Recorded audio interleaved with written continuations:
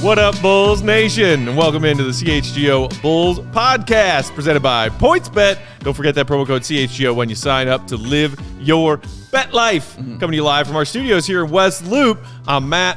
That's Big Dave. That's Will the Go Gottlieb. And joining us, our first in-studio guest, ladies and gentlemen, 3-time NBA champ with the Chicago Bulls, 4-time NBA champ overall, 13-year NBA vet, currently doing Bulls analysis pre- and post-game for NBC Sports Chicago, the legend himself, the man in the middle.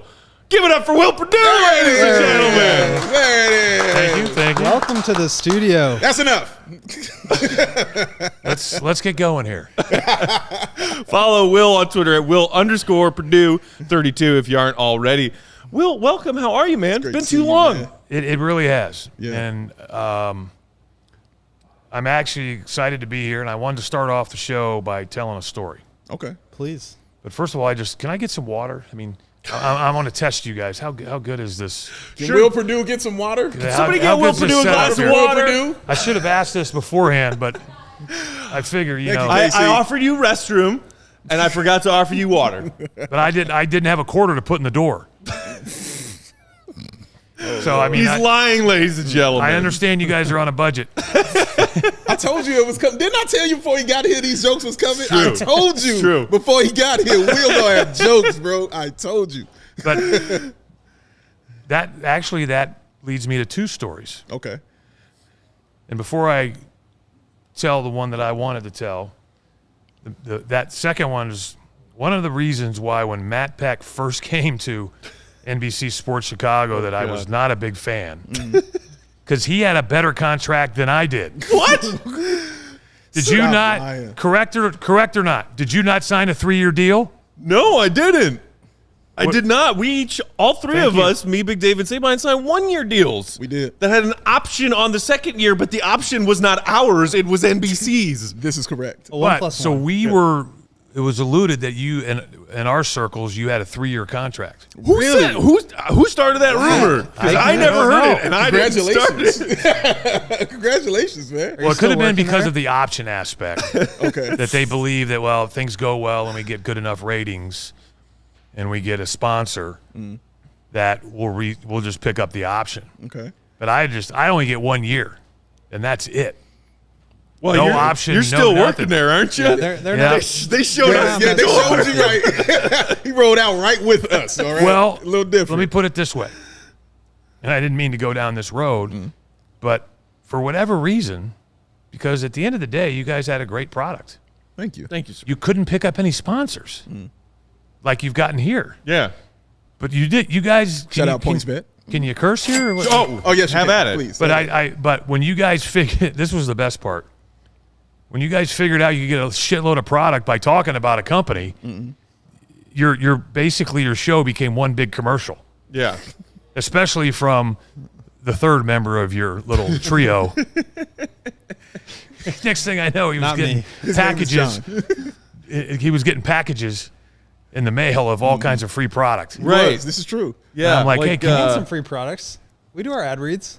Like male hygiene products. You got some athletic. He was I did getting get some stuff AG. from oh, like. he was. I mean, like I use Veda stuff, and all of a sudden, you got that huge box. Right. Yeah. And I didn't ask him for any free product, but I said, "Hey, I use that stuff," and he's like, "Yeah, that's good." I think our pal Sabine always knew, like, hey, I think Will Perdue has gotten enough perks in his life as an NBA champ. I was like, "Dude, you can't even give me any little paste or anything. Come on." Oh man. Well, the next time we talk to Mr. Sabine, we'll let him know that he didn't get the memo that you sharing that you use those products was you saying, "Hey, John, can I have some of those products?" But I mean, that's part of the business, though. You share with everybody. This is true. You know, all I heard from this whole thing is that Will likes me a little bit more than ever. Right, That's because he got issue with you, he got issue with Say Mine. Obviously. And cool with me. that's where my story's going. That's where my original story goes. But I just wanted to kind of throw Peck under the bus right from the get-go. Classics, yes. But so to tell my original story, let me clean the slate.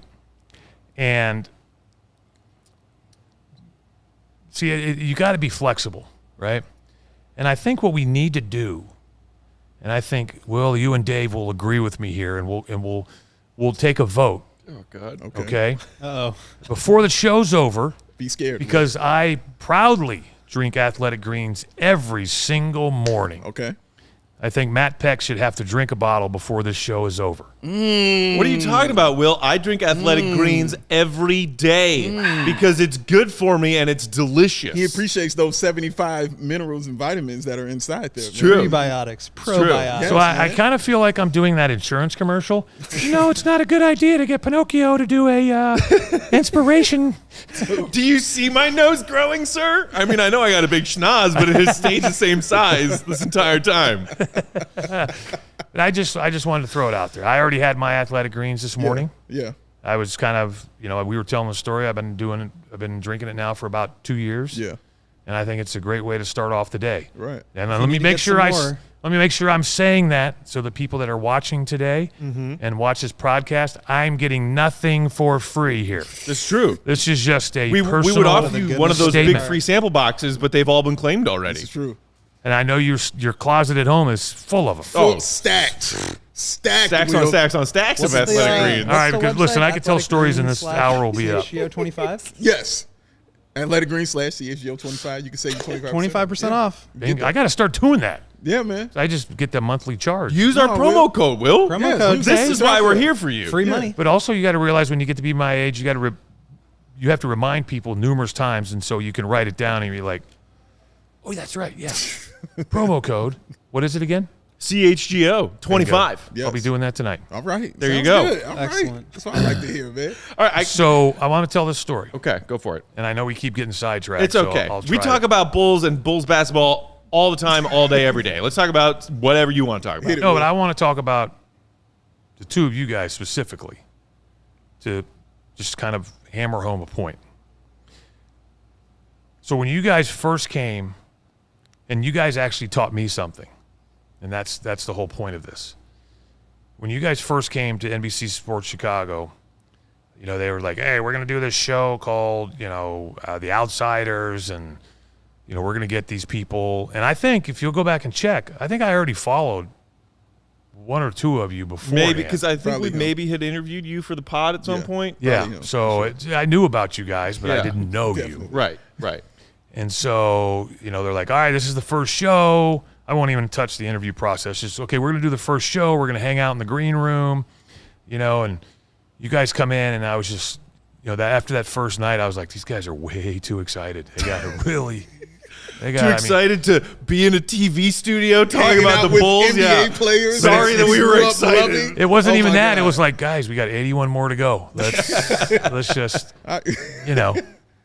But it was the best part of the whole thing for me was getting to know you guys as individuals, getting to know your passion for what it was you guys thoroughly enjoyed, about the Bulls.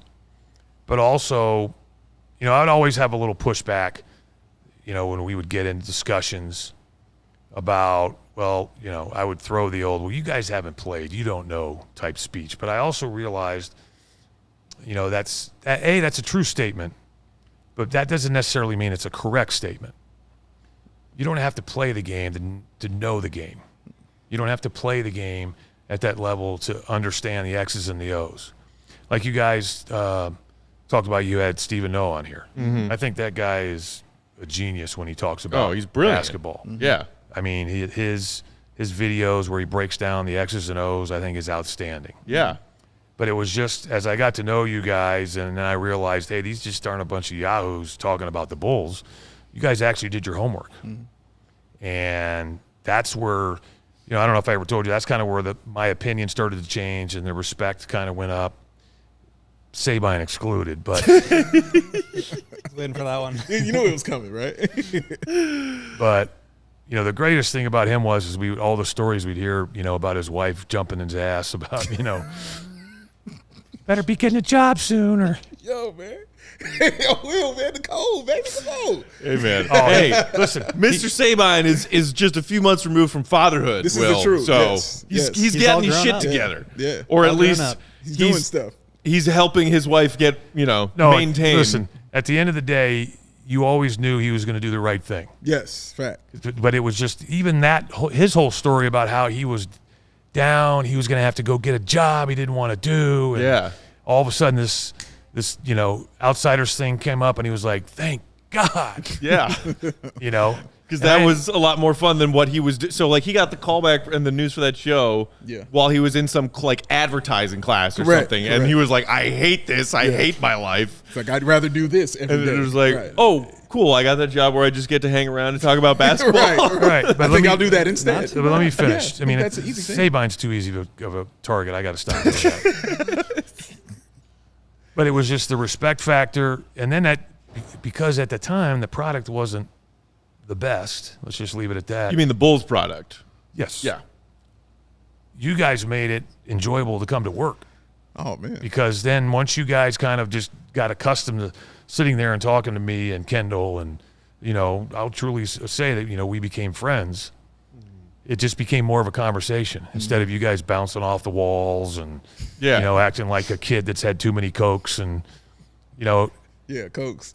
but it was just one of those things that, I enjoyed coming to work and talking to you guys about, the Bulls and, we'd sit there and talk about how we would break things down and start talking about the game. Yeah. So I think you guys doing this and finding somebody to where you can actually have this outlet and actually, consider it a job. And like I was asking you and you're like, I'm getting benefits. Yeah. That's how he looked? Like an adult. Yeah. He actually said, I kind of feel like a grown man. I've got a house. I've got a job. I've got benefits. That's right. Like in the elevator coming over, he was like, I'm looking to buy a car. Yeah, you go. But it was just enjoyable. I mean, I think you guys still put out a good product. Unfortunately, it kind of, it's competitive against ours. It goes head to head because I do pregame and postgame. Right. So, and people, you and I will actually text periodically during the games. Oh, my gosh. I was texting you that night when you had that hilarious bit about sitting in that chair that Frank Thomas was sitting in. Yeah. God. Dude. I saw the bit that they put on social media about you just totally losing your mind. What a moment. And then a couple, of Which, course, you know. it's Dave just sitting there. Like when I think of Dave, I forgot what show it was, but there's always that. You guys will probably pick up on it, but there's that one scene where the guy's just like, Bach, Dave's always that guy that just seems like he's got his emotions under control. Mm-hmm. He knows exactly what he wants to say, Right. how he wants to say it, and he just kind of sits there and just gives you that look. He's a Yeah. calming presence like DeMar DeRozan. Oh, Always exactly. poised. Look at that. Always poised. Thank I you, mean, Will. All right, so yeah. if that's the case, and we'll end it here. When your show's over, if things don't go well, is Dave the one to be? That show is just total shit. I didn't like it at all. We got to do haven't better, heard you guys. say that. Pack, I hope not. I'm not Never. putting up with any more of your crap, man. You better So start mean. bringing it. I don't know what you're doing in your personal life, but it's affecting our show. No. Quit looking at cars. You Yeah. know what I mean? Come out in here and focus. I don't think I've ever seen Dave with a frown on his face, other than the few times that the Bulls have broken him. But, God, but yes. only Oh, briefly. yeah. Yeah, literally just but walk unlike in the you, door. he doesn't throw his body on the floor like a 6-year-old. That's true. And That then, just means I care, Will. It means I care. But I mean, truly, He don't just- frown either, though, Will. This dude's very I try even not keeled to. as well. He's very smooth. Try to very keep it cool. level. Yeah, he's Okay. very level-headed. all right, guy. I've said my piece. I hope people understand. When I say that I'm glad I'm here. I really am. I mean, I enjoyed working with you guys. Thank you. I'm sorry that, things kind of, but Yeah. it was actually a blessing in disguise. Yeah. Yeah, man. I mean, it led us to this in a weird way. But we truly appreciate that show of respect. I'm glad because you could squeeze me in when- between games. when and- you and Kendall would leave the green room and go into the studio to start post game, Yeah. Dave and I and John, we would look at each other all the time and be like, can you believe we talk basketball Right. with those guys? All the time. Will. All the time. Like, for real, everything you just described, the whole time you're saying that, I'm thinking of Magic Johnson in his first season when Yeah. Kareem hit that game-winning hook and Magic put his arms around, he's hugging him, he's going crazy. And Kareem's like, dude, we got 81 more games, man. Yeah. It's exactly the same thing, Will. Like, we were just excited every single time to be there. And just But that also, out of our again, that minds. kind of helped us realize that how good and our jobs are, how we should, sometimes you take it for granted. Yeah. When you're talking about something, you're like, man, they didn't play well tonight. So how do you put a spin on this? And how do you do that? And you're like, and then, we get done with the show and we're like, yeah, I think we did a pretty good job. And then there's you guys, man. It's like you stuck your finger in an electrical outlet. Welcome to the Outsiders. Although that was like, there were sort of like eye-opening moments where you, Kendall, Mark would like show your true personalities somewhere in the first month or so of that first season. Yeah. And yours was like you would just come out of the makeup room into the green room, and after it was another Bulls 20-point, 30-point loss, and you could just kind of let out this sigh and you go, well, time to put whipped cream on another turd and walk towards the studio. We say it all the time. It's glorious. Yes, but that being said, and I will agree with that, we should be very happy we have a much better product, a much better team. Yes. And there's that little word that we can now use. Which is? Playoffs. Oh, he said it. Goodness. He said it. So do you want to talk about the playoffs? Maybe we should talk about the playoffs.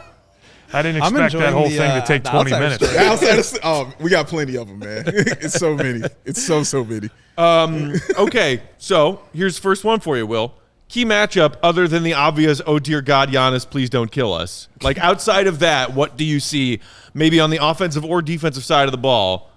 What is the most key matchup for the Bulls to give themselves an outside shot at this series?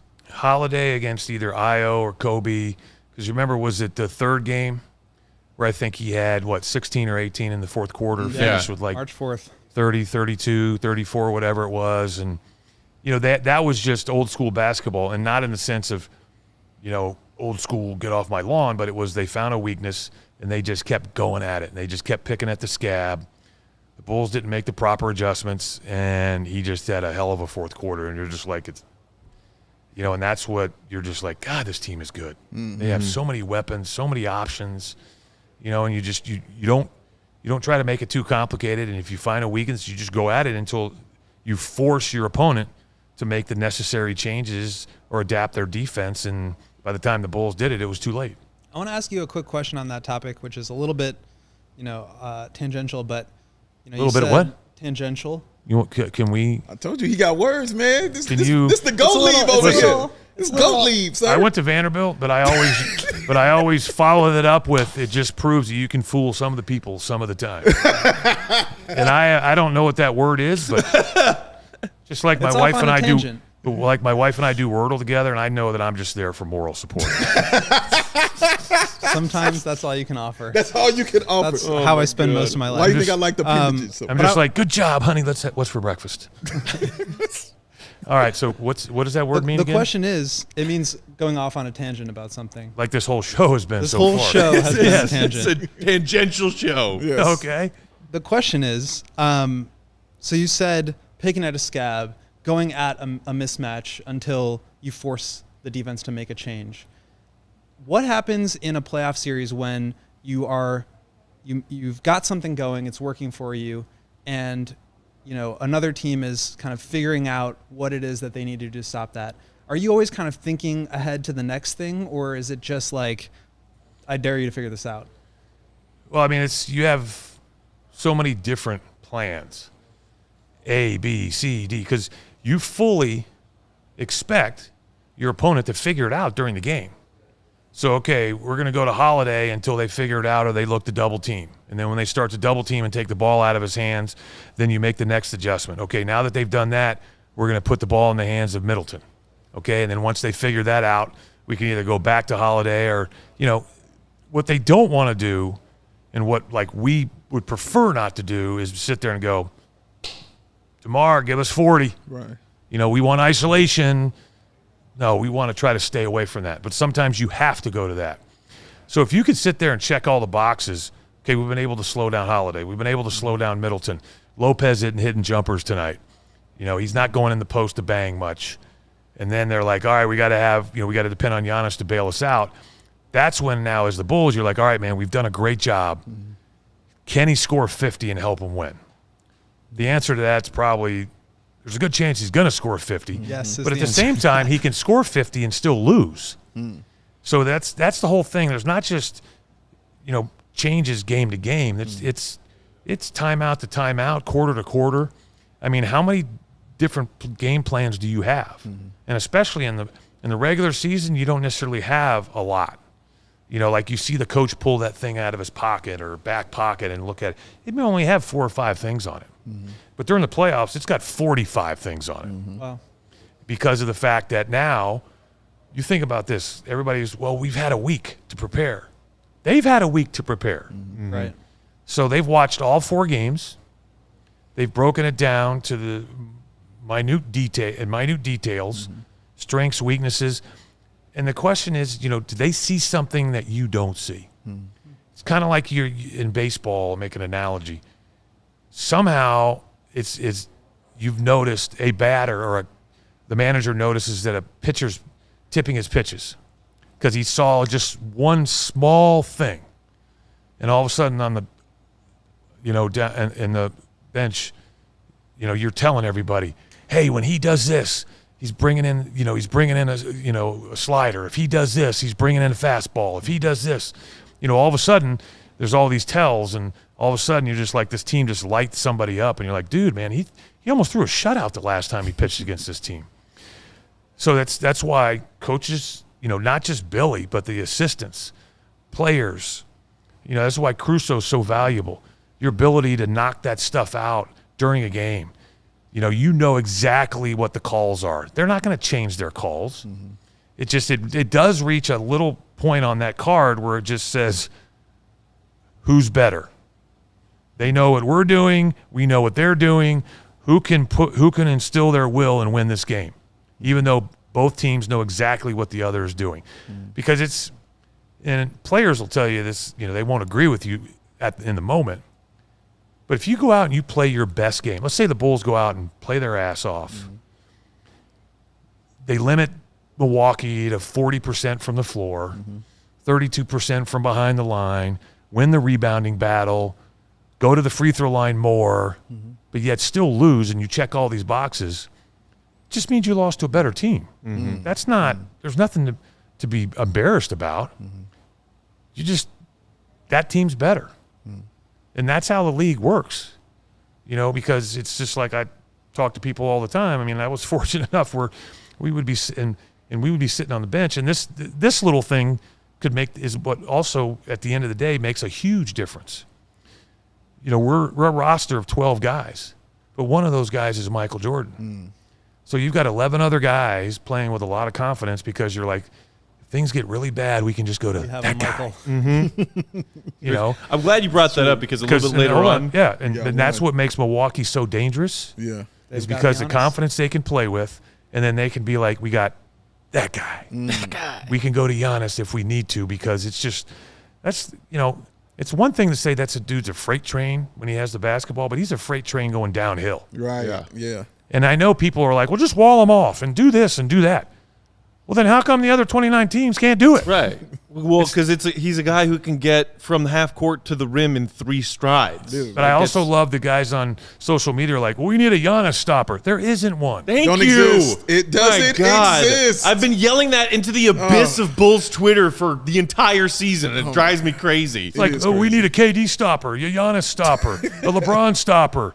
Those players don't exist. They would have checks, like really huge checks, if those players existed. They don't exist. And that's the best part. Remember, real quick, I learned about that the hard way.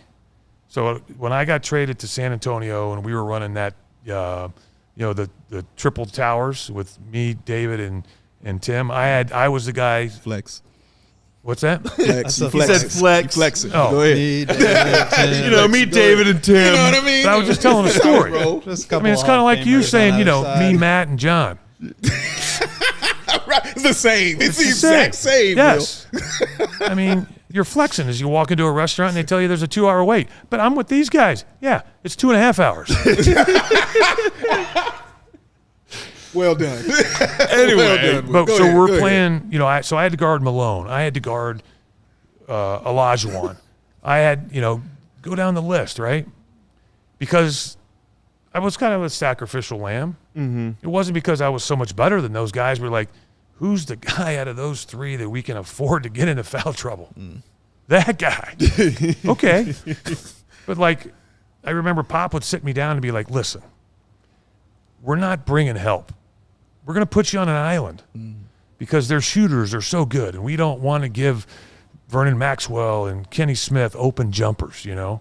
And that's back when the three-point shot was just, you know, unless you were wide open, you didn't shoot it. Right? Yeah. You know, you play games where you look at the stat sheet and like, oh, they were 3 for 12.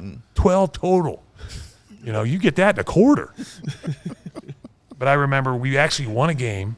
I think Olajuwon had like 34, 36.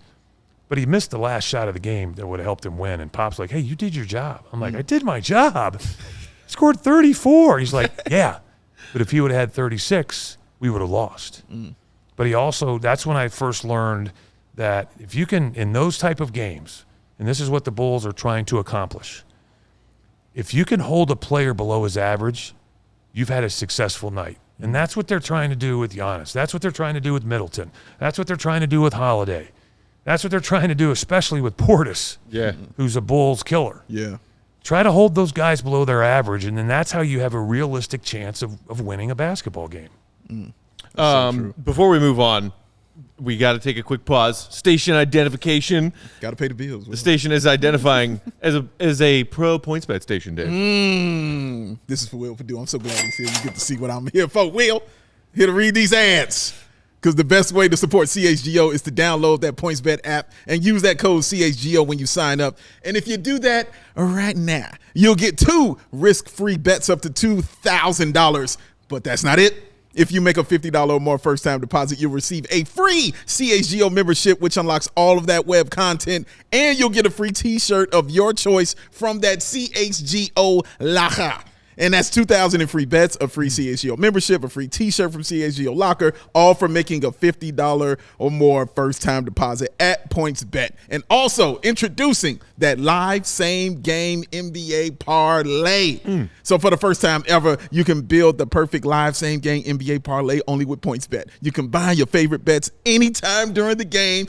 And if you want more, you can also boost your live same-game parlays. You can watch live, parlay live, boost live, and party live with PointsBet. And if you're in this beautiful state of Illinois, even though the weather outside is I don't know what, you Rightful. can stay inside. You can stay in there, Will. You can stay right up in here and pick up your phone. And you can download the PointsBet app right now and register your account from start to finish, all from your phone. So what are you waiting for? I don't know. Because once the game starts, you don't just bet. Tell them what you do, Goat Lead. You live your bet life. That's what you do. Hit them one time, Joey. Tell them to bring me my money. Hey. That was well done. Well done. That was good. One of your better performances. Well, thank you, Will. But I will be impressed when you can do that without reading a script. Oh. Look at that. Look at that. No, that was I love the tone. I loved how you hammered certain words. Nicely done. You've been practicing. No, that's just me, Will. Honestly, it's just who I am. I'm being for real. When he joined me on Locked On, I said, here you go, read all the ads. Yep, and I said thank you. And people loved it. We had people calling into our voicemail line, demanding that Big Dave read more ads. Remember when people would leave their own ads? Yeah. People would call in and leave their own ads, their version of the ad I was doing. It was insane. All right, I'm going to start writing up some ads for me. Do it. You can read them off during our ad? I shows. got you, Will. And- Please include your hair. I got to say something about how amazing the hair is. I wouldn't dare forget it. What kind of products do you use, Will? I'm productless. What? See, Somebody should I sponsor respect me. that even Talk more. that. That's natural? Somebody should sponsor me. See that? See how? Look at Will right now. Look That's at him. natural? All natural. Look at his face. He can't believe it. Wow. He's Look at that. impressed, You're also man. young, aren't you? He is. Something like that. I got It's all another product relative. for you, Mr. Perdue. You a fan of CBD-infused products? They help you, make you feel better. They're good for you. This is true. I haven't gone down that route yet, but I will tell you that my wife and I have had serious conversations regarding that. Well, Listen up. check right this out up. then. Strava Craft Coffee, y'all. It's a game changer. It's helped thousands of people, yours truly included, to improve their quality and wellness of life. Strava delivers delicious fresh road specialty coffee infused with organic broad-spectrum CBD. But don't worry, Will. CBD is from hemp, but it doesn't make you high, doesn't give you the munchies. What it does do is give you real benefits that can help you feel alert and focused without the coffee jitters. Live your day more balanced, less anxiety. You know I got anxiety going on up here. What? Because the Bulls are about to start a playoff series. Fewer aches and pains. I got those too. What? Will, you're a 13-year NBA vet. I'm guessing you got some aches and pains. And from the golf game. Oh, talk that. Plus, Talk that. including CBD in your daily routine can even help you enjoy more restful sleep so you wake up feeling your best. And the best part is the Strava is all about quality. Everything small batch, fresh, and shipped straight to your door. Strava also offers concentrated full-spectrum CBD tinctures for those looking for a more traditional CBD format. Right now, our CHGO viewers and listeners can save 25% off their entire order when they use promo code CHGO25 at checkout. That's 25% off your entire order at StravaCraftCoffee.com with promo code CHGO25. Talk that. Try it, people. I had 2 cups this morning. Feel great. Wow, that's good. I feel good for you, man. There you go. Try it out, Mr. Perdue. That was right after you had your greens. Back to back, baby. Back to back. Athletic Greens and Strava Double Coffee. dose. Double dose. Double dose. So that brings up, because of that ad, we'll provide a little information. What might be, if it created the munchies, what is your favorite munchie? Ooh, wow. Whoa. That's a great question. Wow, Will Perdue. I'm definitely a fire. chips guy Yeah, but and you not got a to be candy more guy. specific. Okay, so like in my briefcase right now, I stopped at the 7-Eleven down the block. You have a briefcase? Briefcase? Yeah, that's what I carry my laptop around in. It's not a backpack? Yeah, that's what I'm thinking. No, it's like an old briefcase. I got to Shout out to my pops. It's like his old work briefcase, and he KC, was like, I don't need this Can anymore. I see his briefcase, please? It's sitting on the ground over there. It's a black leather briefcase. She's It's- working. Don't bother. It's starting to rust. Anyway, Does in it that have a- does it briefcase, come with a pair of so it's handcuffs? it's like a shoulder bag. It's not like a briefcase. You just said briefcase. You did say I call it briefcase, a briefcase because it's. All right. Oh, okay. Thank you, Casey. You are Thank you, far too Casey. kind for indulging this ridiculous Thank you. whimsy of a man. Look at this. Okay, I call this a briefcase. It's not a briefcase. not a Okay, briefcase, fine. bro. It's a work bag. Whatever. It's not a briefcase. Briefcase is where you take the thumbs and you go, and then you pop it up. Got the 3 digits on there for the locks Yeah. and everything. Yeah, Stuff it that's with the cash. briefcase. I hate all of you. And then, of course, Peck's 3 digits would be However- 1, 2, 3. In 666. in my work bag, my not briefcase, you will find cheddar jalapeno Cheetos. Oh, my This man. is one of my absolute weaknesses. And this is why we're friends. I absolutely adore these. These So are- I that would don't be- that would don't be- rock with the Flamin' Hots. What? What's that? I'm Oh! basically give me the Connor jalapeno in the Cheetos. comments. Right We there, are baby. Wow. One and the same. Right there, man. They don't have Jardinera Fritos? Okay. I'm sorry. That is okay. That is a reference to when I put Jardinere as a pizza topping on pizzas when I got pizzas for people at NBC Oh, back in the day. classic. And this man who played how many seasons for the Chicago Bulls, who lives in Chicago, was like, "What's this weird crap that you put on the pizza?" Oh, no. In reference to Jardinere, people. I'm sorry, I had to blow up your spot because you made fun of me. You did. And it was funny. It was funny. And I put ketchup on a hot dog. Well, I'll never fault you for that, Will. Well, now you're just outing yourself. Yeah. I don't, and I'm fault you for I'm that. okay with that. I'm okay with that, too. But I also only eat hot dogs in one place, Ballpark? Ballpark? ballpark. That's it. But I also go ketchup, mustard, and relish because I'm not a big full hot dog boat. guy. Okay. So that to me makes it acceptable. Yeah. I can eat it, and then At least How do you take it? How do you take your hot dog? Well, Matt knows I'm not going to eat one. But when I was Oh, I guess you don't eat. when I was eating my hot dogs, it was definitely ketchup, mustard, and relish. And sometimes a little barbecue sauce. wow. What about you, Mr. Gottlieb? I really don't eat hot dogs very often. I couldn't tell you the last time I Oh, did. you but healthy people. all right. So Chicago what style. about what's your Chicago favorite style. munchie? I've been trying to eat a lot healthier recently. No, don't go that Yeah. route. Hey, get off my guy. Get off Because- my guy. How dare he try to live? I got Get my off him. I got my athletic greens on in the morning. You know, I don't want to mess around and just eat a bunch of junk. So I've been eating a lot of like peanut butter and bananas. That's what I've been munching on I lately. mean, that's good, but still, there's got to be some kind of chip because I'm your Doritos nacho cheese guy. Yes. Ooh, nice. That's Do you ever switch it up to Cool Ranch, or you just like always nacho cheese? Spicy nacho? Or what I'll do is what I have done lately to stay in your ballpark, I've switched over to Sun Chips cheddar. Ooh, the harvest Those are cheddar. great. Right, So after when you're done with the whole bag, you're like, well, at least it's a little healthier. Yeah. But I'll say this: if I'm going down a unhealthy eating rabbit hole, which happens from time to time, Go on. I'm more of a sweets guy than salty guy. And so what okay. might that be? Cookies. What Baked kind? goods, Chocolate chip, chocolate chip. oatmeal? Like that glass jar of candy that's on the kitchen Yeah, island. I'm trying to stay I far hate away that from thing. that. Okay. It just stares daggers You guys at don't me all understand. day. Dave walked in one day with like a I did. 24 by 24 box full of like Just Cookies. snacks. Were they like cupcakes? Cookies? taking Cookies, everything snacks, cupcakes. inside of my being. That Just stay away cupboard from is that. full of it. Unlike Matt, he brought that to share with everybody. He brought it I to did. share with everyone. I did. How many times have I brought pizza and shared it with everybody already? We've been here for a Well, month. here? Yeah. yeah. A bunch He's done it. of times. Yeah, Multiple couple times. Yeah, he's done it. People don't complain about the toppings either, Mr. Perdue. Well, he complains about the toppings for me when he gets the pizza. brought me an olives and complains mushroom about, no, I'm pizza. not talking about that one. I'm talking about the fact that I don't eat meat. You complain about it before you even get here.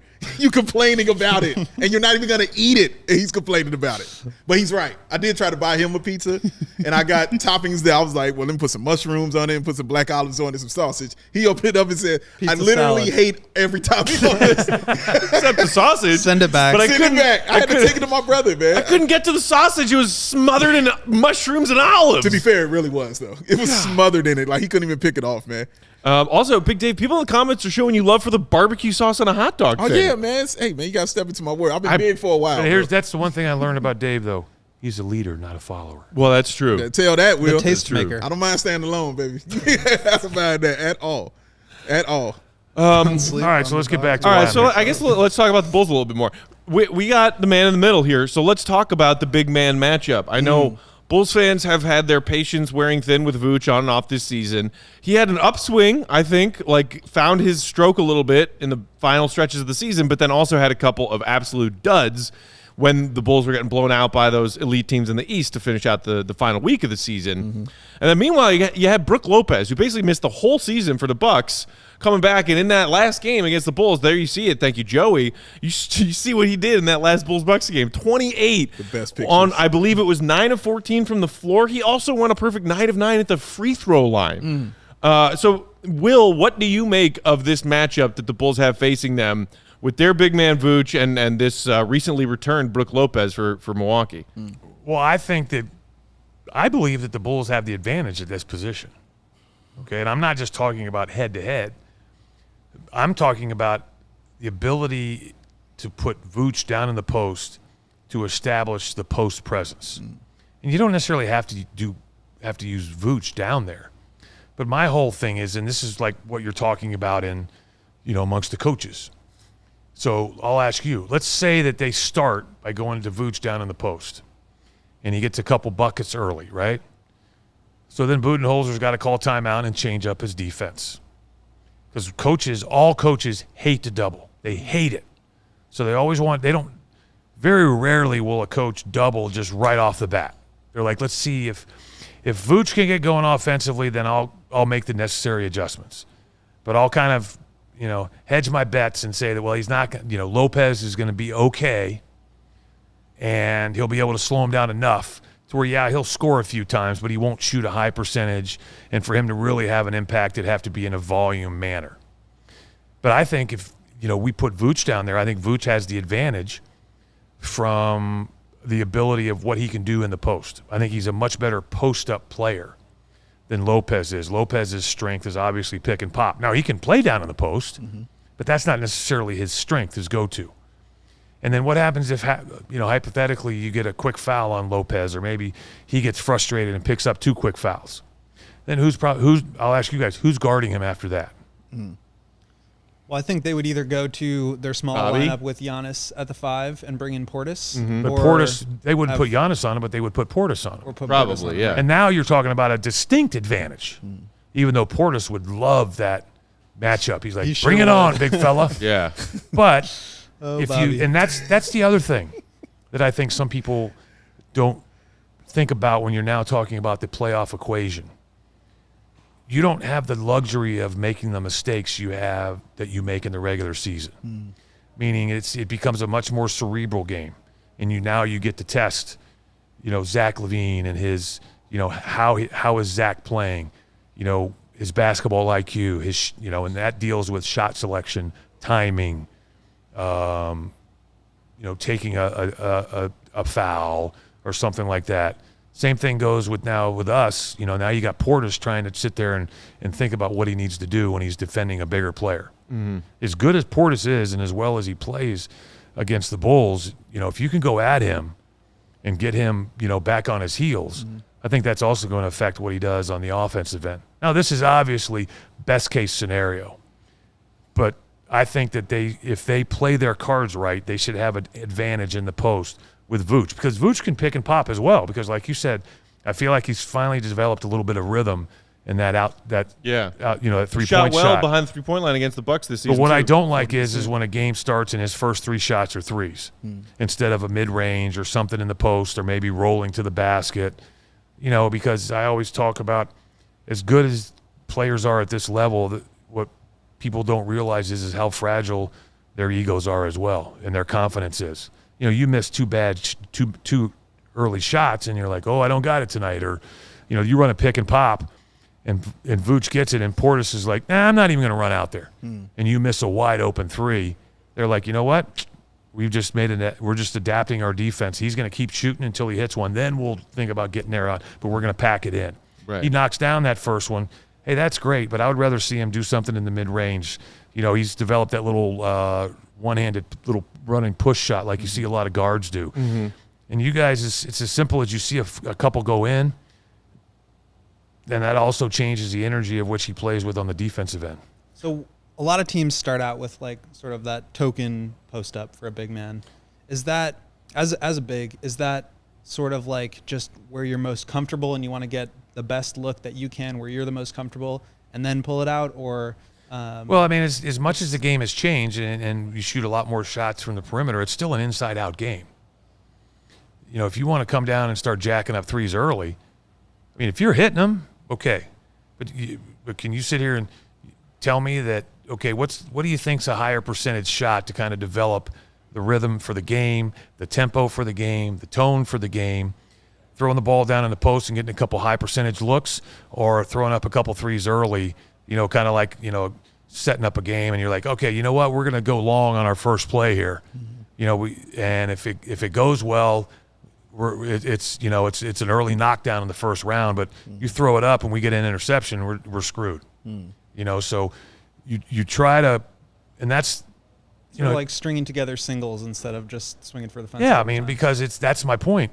Also, is this is a game where the Bulls have a lot less room for error than the Milwaukee Bucks. Because I'll ask you, what happens if the Bulls take a couple bad shots early, Milwaukee capitalizes and opens the game 9-0? I think for me, the idea, whether it's a post-up or a 3, is like you want to get the best quality shot you can. But also you can get quality shots from the perimeter by going inside out. Right, exactly. So if that's the best shot you're going to get, by all means. But you can also get that wide open 3 on the move. Mm-hmm. I mean, the thing about a 3 is you can literally get a 3-pointer anytime you want. Yeah. But the question is, what's the quality of that 3-pointer? And I think the area where I want to see Vooch in the post specifically is as a passer.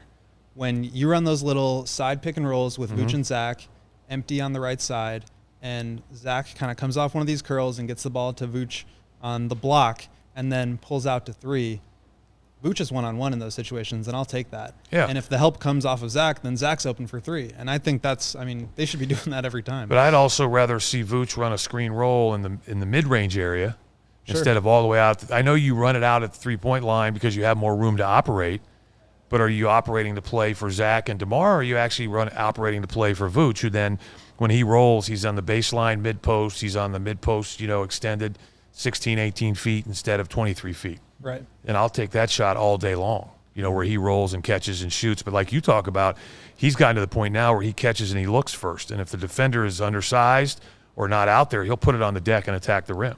Yep. Because it's the one thing I'm still amazed by, a guy his size shoots so few free throws. I'm really surprised by that. And that's got to be a key for the Bulls, right, is to get some of their big interior guys, Brook Lopez, Giannis, into early foul trouble.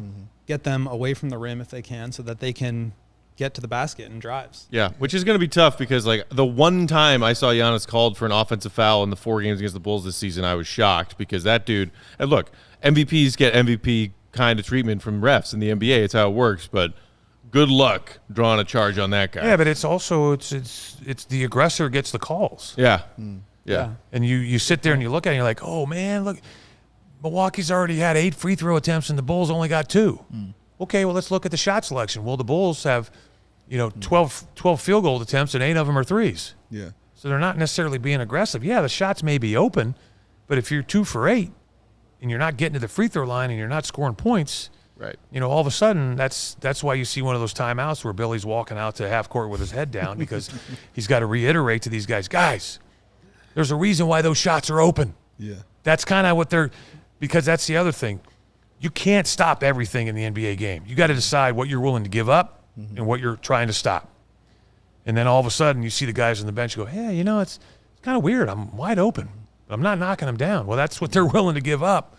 And if you can, and if you're making them, then they'll make the necessary changes. But you can't sit here and say, okay, we're not going to let them score on the post. We're not going to let them put the ball on the deck. We're not going to let them shoot a jump shot. We're not going to let them have a 3. We're not going to send them to the free throw line. Oh, so you're basically saying you're going to basically win 22-6 because you're going to shut them down totally. Right. Players are too good. You just have to figure out what's the best avenue for us to win this game.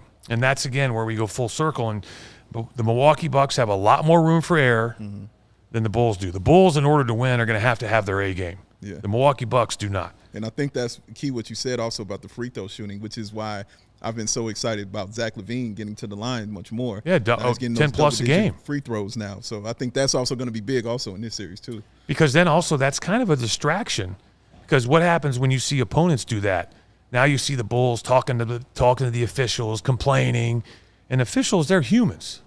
All right? And I know the rule is you're not trying to let that affect you as an official about the calls you make, but I think it does. They don't necessarily take it personal, but they don't like to hear you just constantly whine and complain.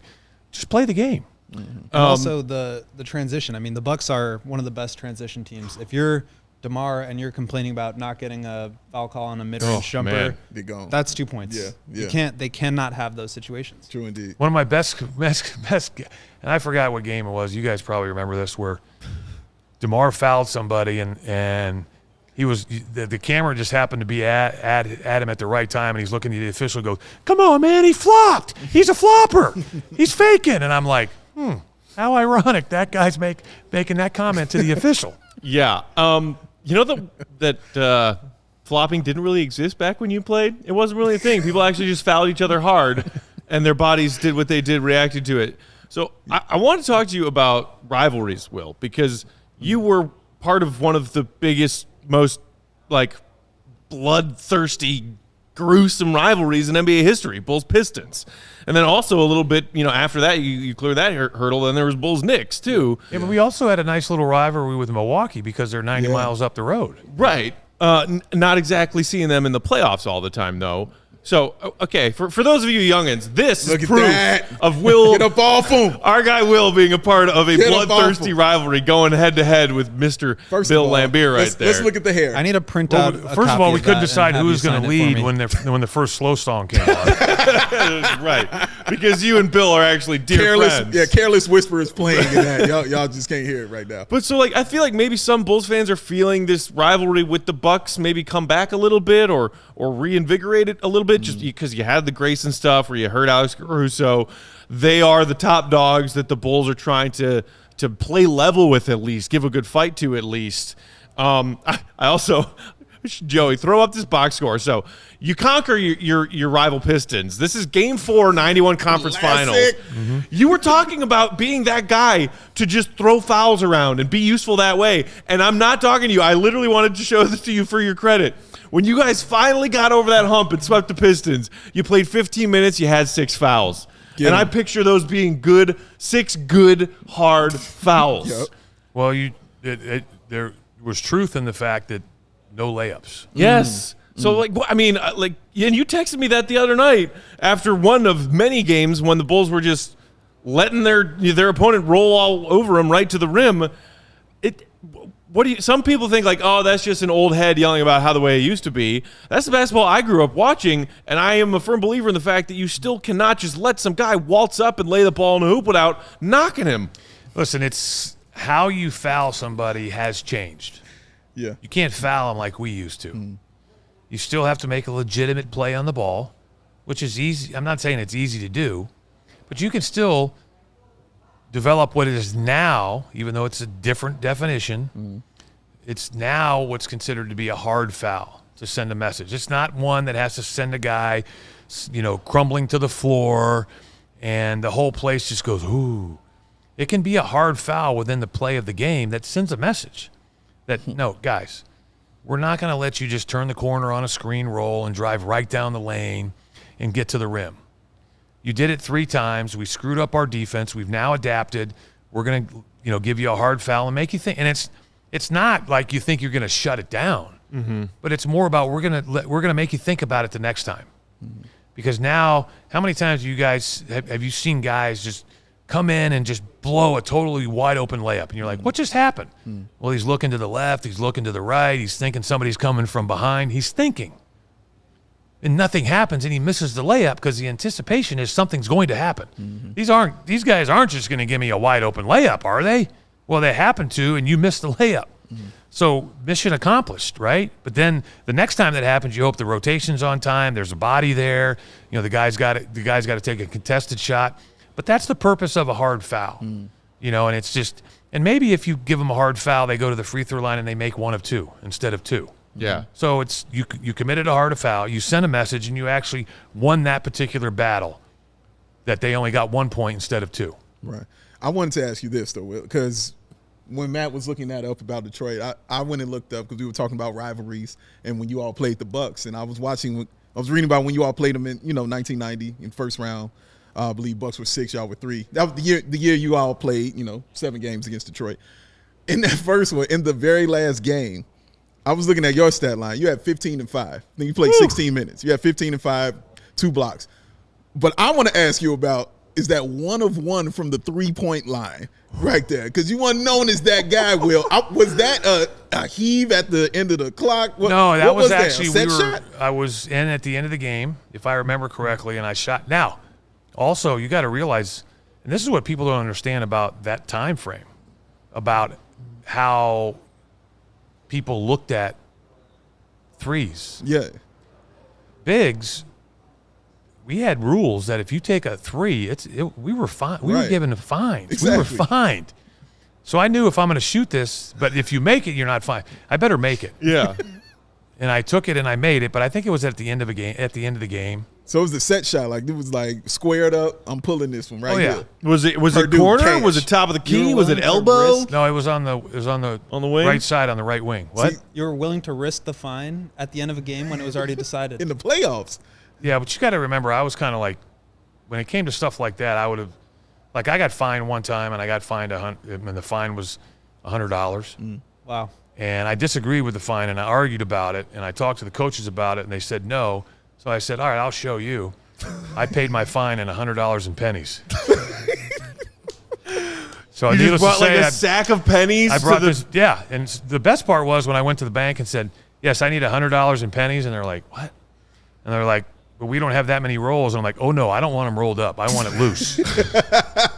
So you went to That's the bank and you ruthless. drove A that sack back. of change with sack a big of dollar pennies. sign on it. Walking in, right, like he Scrooge McDuck, just walking in with that bag. So I just remember I came in and I had the big bag with $100 worth of pennies, and I just set it. I walked in the coach's locker room and a coach's office and just set it down and walked out. So wait, so who did you present it to? Phil Jackson? Did Johnny you- Bach. Okay. Bach. Johnny Bach was responsible for collecting the fines, because what we had was we had fines and then we had what we called silly fines. So the rule was like you're late for practice. That's a fine. Mm-hmm. But if you wanted to cut that fine in half and put that money into the silly fine jar, you could do that, because then once we got enough money in the silly fine jar, at the end of practice one day, Phil Jackson would walk out and be like, all right, we got enough money in the silly fine jar. Captain. Pick your teams. Shooting games. first team to win 3 games gets the money, and he would lay it out at half court. Wow. And Pennies included. somehow by the time that happened, somebody had taken those pennies to the bank for cash, because he would because it was basically, 4 teams, 3 on a team. Sometimes, we had odd numbers. We might have 15, 16 guys with guys on the injured list, whatever. So but it didn't matter. It was just, you'd start first team to make 10 corner jumpers, and then whoa, you'd yell out, second team, 10 wing jumpers. 10 jumpers from the top of the key, and then you just keep going around until a team won, first team to win 4 wins the money. And you would see guys just sprint to half court and take the money and just wave it in everybody's face, and you're like, wow, this is – but that's how competitive guys were, just to sit there and say, I got your money. I was recently I was on a show and with Craig Hodges. Yeah. And I was asking him about, those training camps, because basically, you all are credited with starting pretty much off-season training camps. You know what I mean? Like, nobody was really doing that before you guys. And I was asking him about that, and he was just talking about how much he missed it because he loved the competitiveness of it and how you guys kind of went at it. Can you speak to that a little bit? Yeah, and I don't want to say that made the games easy, but that's what made it. That's one of the things that probably made us as good as we were, because the games can become monotonous. I always talk about the one thing that everybody will answer once the games start is, hey, how you feeling? Tired. Seems like you never get enough sleep. You're constantly, you may get one day, like we were talking the other day, like you loved afternoon games because on Saturdays or Sundays, because then you would actually be able to go to dinner and a movie, something that you just can't do. And that was that was so refreshing, and then be ready to go the next day. But it was just, you knew that Michael was bringing it every day. That's how competitive, first of all, he was. And the games were cutthroat. The guys talking trash. Everybody's now is like, oh, there was a big fight in practice. We used to get into it all the time just because of, you'd be going at somebody. And it just, because it was a fear of being called out for having a bad day, or, and listen, we occasionally would have a game and go out that night and get in at 4:00. You're like, oh, I'm young, I can handle it. And the next day you're just struggling. And then MJ calls you out or somebody else calls you out, and you're just like, yeah, I won't be doing that again.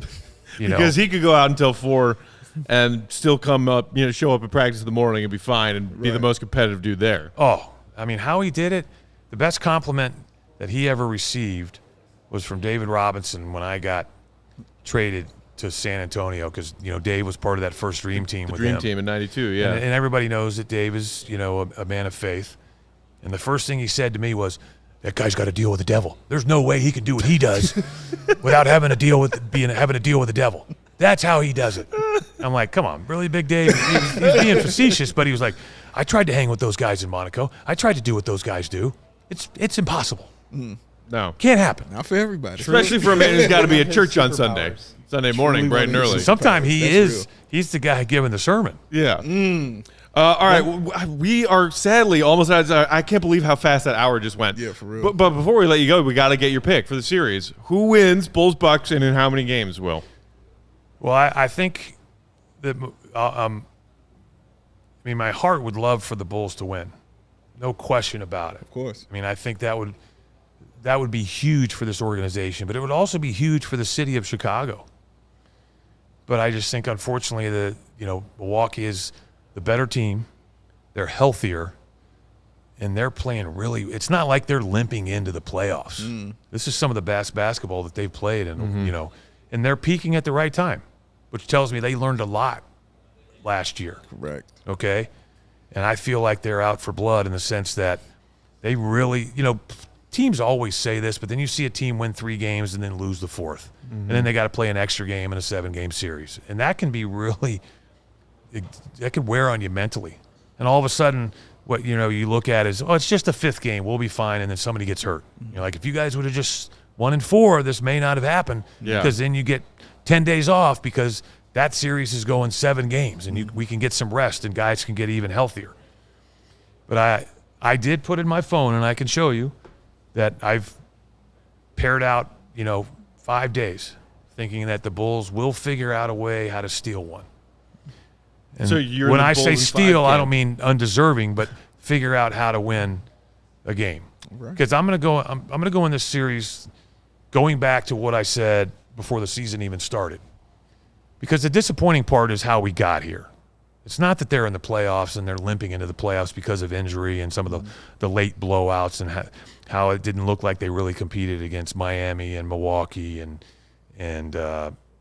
whatever that Boston, Boston Charlotte. 3-game stretch all of was. You know? But it's about our goal is to get into the playoffs and avoid the play-in game.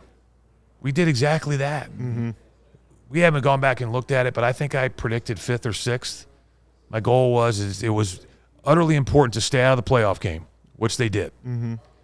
It's get playoff experience, which they're going to do. But unfortunately, it's just a bad matchup. Yeah. So as I said before, it's just the Bulls have so little room for error, and you have to play so well every given night, and that's the hard part. The game of basketball is not hard; it's winning that's hard, and playing with that level of intensity for 48 minutes, and possibly 53 minutes. Mm-hmm. And I think that's the one thing that Milwaukee has. I don't say they figured it out, but they understand. Right. They've experienced it firsthand, and they now realize that turnover in the first quarter is just as relevant as the turnover in the fourth quarter. Whereas in the regular season, you don't really look at it that way. Right. So, I feel like that, and at the end of the day, I'll be frustrated and I'll be all over the place with my emotions during the playoffs, but I want to be able to sit down and look back and say, hey, you know what? Hypothetically, even if they get swept, where the game's competitive. Because somebody that doesn't watch the games goes, oh, man, they got smoked. They lost 4-0. Well, actually, if you go back and look at Game 1, it was a late 6-0 run. Mm-hmm. That was the difference. Right. In Game 2, it was a bad start, but the Bulls got it down to single digits and were competitive. And you could go through each game, but I want them to compete. I want them to push Milwaukee to the limits, and I want them to put fear in Milwaukee. Not everybody's like, oh, fear. I mean, not necessarily like they're going to lose a series, but if Milwaukee doesn't come to play, the Bulls are going to beat them. Yeah. And I don't think they did that in the regular season. So I want to see them instill that in the playoffs. Facts. But it's kind of, like y'all taking your lumps against the Pistons. Even before you push them to 7 games in 90, the couple of those earlier series against Detroit in 88 and 89, like maybe not looking like an even playoff series on paper when you go back and see the games, but a lot of those games were tightly contested, and that's what what you're hoping for with the Bulls, who it's their turn to take lumps and, like you said, playoff experience against a better Bucks team. And to give the fans some hope, go back to 89. Yes, please. When we went back and were entering the playoffs, what looked like on paper was a bad matchup because we went 0-6 against the Cavaliers in the regular season. Right. 0-6. And we end up winning that series. Now, granted, it was a miraculous shot by Michael Jordan. Yes. But yet, we put ourselves in that position, first and foremost. And Michael bailed us out. But you know what else happened? We then beat the Knicks 4-2. Yep. And then we get to the Eastern Conference Finals, and you're like, holy shit, we're not supposed to be here. Right. We barely got by Cleveland, And we were up 2-1 on Detroit. Oh, I remember. Yeah. And then we lose 3 straight. But we put ourselves in that position to be successful. We couldn't capitalize on it. So there is hope. It can happen. Right. Because this much I do know. If somehow the Bulls can find a way to win Game 1, that's now that fear we're talking about. And that's now where Milwaukee is. Because at the end of the day, there is absolutely no pressure on the Chicago Bulls to win this series. What there is pressure is to show up and compete. Bars. Boom. And I'll say this: if the Bulls can keep it close, DeMar DeRozan. King of the fourth. That's the one thing. Everybody's King of like, the fourth. well, in Cleveland you had MJ. King in the fourth. But the one thing we do have is a guy, and I say if we got to rely on him for 2 quarters, not good. Right. But if we got to rely on him over a 4-minute stretch late in the game to either score or get to the free throw line, I'll take put my my money chances. on that My bet. chances, yeah. Yeah, the end of the story of that struggle is a 3-peat. Yep. That's the end of the story of struggling against the Pistons. Saying So you're telling me Go there, Matthew Peck. Go there. y'all, Give it up for Will Perdue one more time. Hey. Joining us in studio like a champ. Rain coming down in Chicago. He said, nah, Shout I'll out be to there. KC, he was Shout part out of to this. KC. Got your water, got your bag. Shout out to KC. Doing the Lord's work over there. Shout out. Our producer, Joey, everybody else hanging out with us. We got White Sox pregame on deck, so keep it right here on our CHGO Sports YouTube channel. Follow Will Perdue on Twitter, Will_Perdue. 32, that's the number he wore when he won 3 championships for the Chicago Bulls, people. Vanderbilt as Also, catch him if you feel like a change of pace with our friends Jason Goff and Kendall Gill. Pre and post, NBC Sports Chicago. Yes. That's Big Dave. That's Will. That's the other Will. I'm Matt. Appreciate y'all for watching. We're back with another episode of the pod tomorrow. Until then, see Red, be good.